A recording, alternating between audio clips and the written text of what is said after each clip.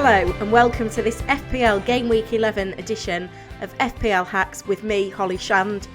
We've seen over the last few weeks that many of our forwards are not delivering the goods in terms of their fantasy points right now. So this week I'm going to be doing a special forwards edition of buy, hold and sell. Let's get into it. The first forward on my buy list is Brentford's Ivan Toney. He hasn't delivered any fantasy returns in his last 4 games, but the underlying stats do look positive. He's had 10 shots in the last 4, which puts him as the highest among all forwards in the game over that period. The thing that's most attractive about Toney is the fixtures though. It's Norwich, Newcastle and Everton in the next 3, so a very good run of games. Surely he'll be able to deliver the goals and assists in those fixtures. And Bomo has been out for Brentford over the last few games. He looks likely to come back in for game week 11, so that will certainly boost Toney's chances.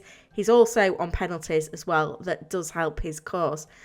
Now, another player that's got good fixtures and is on penalties is Arsenal's Pierre-Emerick Aubameyang. He's had 2 goals and an assist in his last 3 games, so some solid underlying stats from him, which means that even though he's quite expensive and a little bit difficult to fit in our squads right now, he could be worth the money, and he's certainly someone that I'm looking to buy very soon. He's top as well for shots on target with 6 among all forwards over the last 4 games.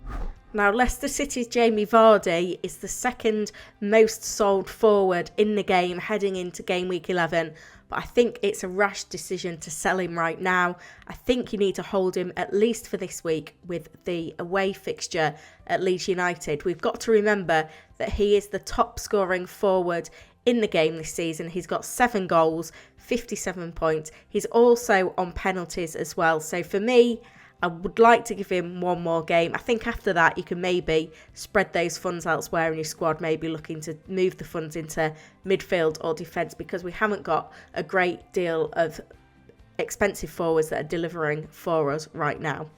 Another player who's also highly sold this week is West Ham's Michail. He's the 4th most sold forward in the game at the time of recording.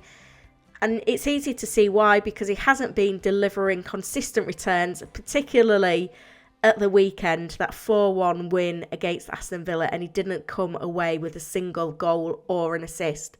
But his underlying statistics are very good. He's top for shots in the box amongst forwards in the last 4 games with 9.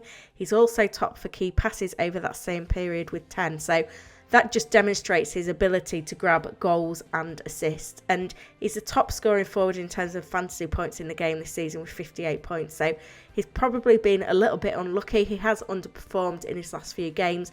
But despite the fixtures, West Ham will be high on confidence right now. And as they continue to score goals, you still bet on Antonio to be the one that's involved in them.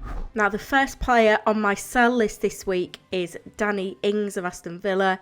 He's failed to deliver in his last 4 games any attacking returns. And the other issue is that he's now currently flagged as well. So it's a good time to hop off. And he is the 3rd most sold forward in the game right now. The second player on my sell list is Brighton's Neal Maupay. He was on the bench against Liverpool and he failed to emerge. And given that Brighton managed to get a result away at Anfield, a 2-2 draw, suggests to me that Maupay isn't part of Graham Potter's thinking at the moment. Trossard led the line in that game and he got a goal as well. The crucial goal to get that point for Brighton, a very good point in a very tough fixture. So for me now, I think Maupay, even though he had a very good start to the season, his stats have dropped off, failed to deliver anything against Norwich, and he looks like he's lost his place now. So now is absolutely the time to sell. That's it for the buy, hold and sell forwards edition for FPL Gameweek 11. If you found this video useful, please give it a like and don't forget to subscribe to the channel as well. And if you've got any fantasy dilemmas, get in the comments and I'll do my best to answer all of your questions ahead of the deadline, which is on Friday, 6:30 UK time. Don't miss it. Good luck everyone for FPL Gameweek 11.